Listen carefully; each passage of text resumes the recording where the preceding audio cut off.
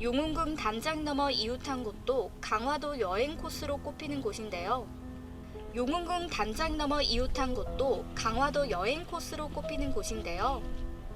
계단을 오르면 멋스런 한옥의 모습을 드러내는 이곳은 우리나라의 최초의 한옥 성당인 대한성공의 강화성당입니다. 고종 33년 강화에서 처음으로 한국인이 세례를 받은 것을 계기로 1900년 들어선 것이 바로 이 성당입니다. 한국 성공의 초대 주교인 존 코르펠 신부가 세운 이 아담한 성당은 정면 4칸, 측면 10칸 규모의 2층 건물로 내부에서 보면 나무로 된 골조가 보여 아늑하고 외부는 벽돌로 쌓아 올린 벽은 세월이 갈수록 운치를 더해가는 모습이 멋스럽습니다. 독특한 것은 한옥이면서도 로마의 바실리카 양식이 가미되어 있다는 점인데요. 외형에서는 크게 다가오지 않지만 내부로 들어서면 여러 개의 기둥과 아치로 둘러싸인 중앙홀, 높은 천장 등의 바실리카 양식을 확인할 수 있는데요. 바실리카 양식은 그리스어로 왕족의 것을 뜻하는 것으로 고대 로마 공화정 시대의 재판소, 집화장, 관공서 등 공적인 목적의 대규모 건물에 많이 적용되었다고 전해집니다.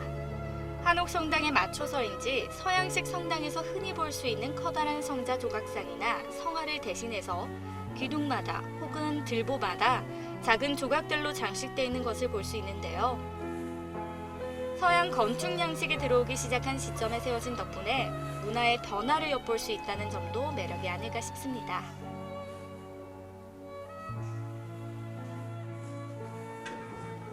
한쪽에 전시된 사진들은 성당의 오랜 역사를 잘 보여주고 있는데요. 성당에서 이루어진 결혼식 등의 특별한 일들, 교인들의 모습과 먼 이국 땅에서 우리나라를 찾았던 신부들의 일상이 담긴 오래된 흑백의 사진들, 구한말 우린의 모습을 엿볼 수 있는데요. 찬찬히 보다 보면 당시의 풍습, 생활상 등이 한눈에 보입니다. 강화 성당터를 위에서 바라보면 구원의 방주를 표현하기 위해 배 모양으로 배치되어 있다고 하는데요. 덕분에 강화 성당은 종교와 상관없이 역사성과 건축 양식을 보기 위해 많은 이들을 찾는 명소입니다. 서양에서 건너온 종교를 토착화하기 위해 한옥 성당을 지은 것이라고 하는데 이 성공의 동종 또한 그러한 노력이 엿보이죠. 변화가 많았던 구한말의 모습을 살펴볼 수 있는 곳, 강화성당입니다. 강화도의 상등성이를 동서남북으로 둘러싼 강화산성. 강화를 구부보다 보면 처마루라는 현판을 달고 서쪽을 상징하는 호랑이가 그려진 위풍당당한 서문이 그 시작점입니다.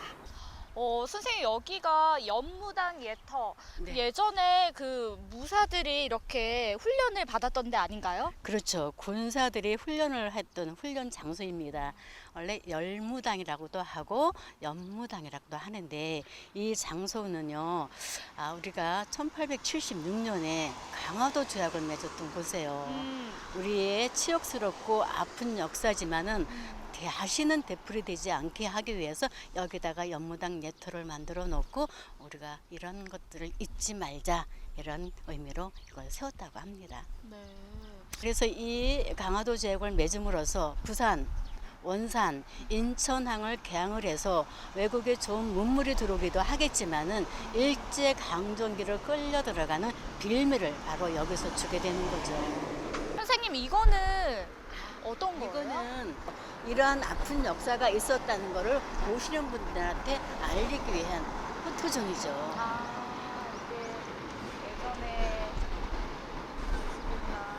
이게 예전에 그럼 열무당의 그렇죠. 모습이고. 열무동이죠. 그래서 원래 열무당은 저 강화 읍쪽에 있었고 나중에 옮겨오게 되는 거예요. 이쪽으로. 그래서 그 당시에 군사들이 이런 모습으로 훈련을 했었다. 이렇게 지금 사진이 남아있게 되는 거죠. 그래서 여기에 보시면 아픈 역사의 현장이다. 이렇게 포토존으로 만들어 놨습니다. 서문과 연무당 예터의 역사 이야기를 듣고 발길을 남장대로 옮겨보는데요. 고려시대 대몽항쟁에서 중요한 방어시설이었던 강화산성은 원래 3중으로 축조돼 있었는데 몽골과 조약을 맺을 때 그들이 내건 조건이 이 모든 방어 시설을 철거하는 것이었다고 합니다. 때문에 한때 사라졌던 것을 조선시대에 다시 축조한 것이 지금에 이르는 강화산성이라고 하네요. 남장대까지 오르는 길은 생각보다 가파른데요. 운동화는 필수. 하지만 오르는 보람이 있으니 꼭 와보시기 바랍니다. 힘들었죠? 너무 이제 다 올라왔어요. 저기 고지가 눈앞에 보입니다.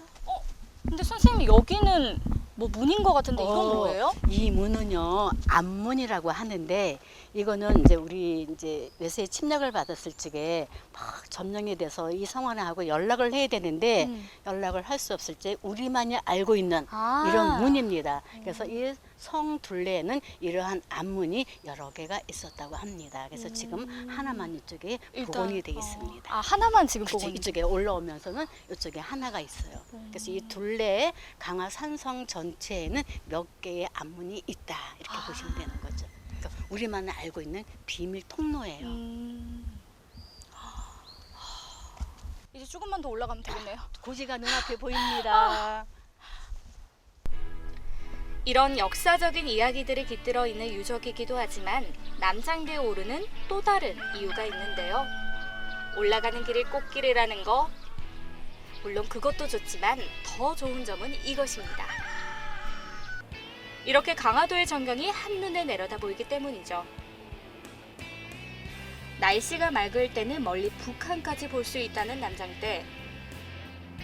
외적의 침입을 빠르게 알아낼 수 있는 관측소이자 장군의 지휘소였지만 현재는 좋은 경치를 보려는 사람들이 찾는 곳으로 일출과 일몰 풍경이 수려하다 알려져 있습니다.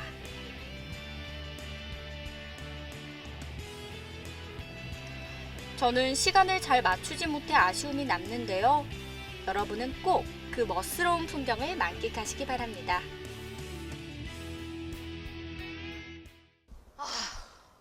힘들었죠? 너무 힘들었어요.